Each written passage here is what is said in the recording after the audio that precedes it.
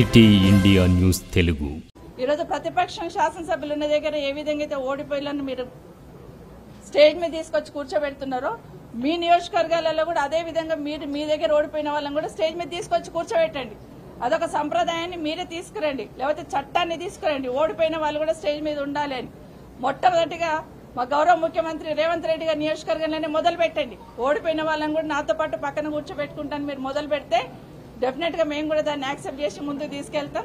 ఇక్కడే కాదు, మొన్న ఈ మధ్య కౌశిక్ రెడ్డి గారు స్కూల్ సంబంధించి ఎంఈఓలను పిలిచి రివ్యూ చేస్తే ఎంఈఓలకి షోకాజ్ నోటీస్ ఇస్తారు డిఈఓ గారు. ఎట్లా పోయినా ఎమ్మెల్యే పిలిస్తే రివ్యూ చేస్తే ఇదేక్కడ సంస్కృతి తీసుకొస్తా ఉన్నారు.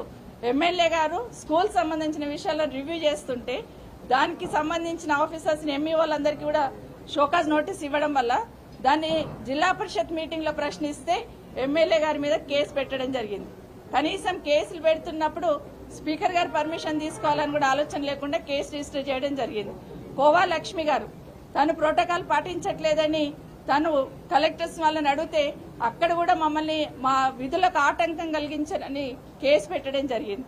ఇప్పుడే మా గౌరవ డిప్యూటీ స్పీకర్ గారు పద్మారావు గారు వారి నియోజకవర్గంలో ఇప్పుడు చెక్కుల పంపిణీ ఉంది. కరెక్ట్ గా ఒక గంట ముందు ఆయనకి ఇన్ఫర్మేషన్ ఇస్తున్నారు, చెక్కుల పంపిణీ ఉంది మీరు వచ్చేయండి.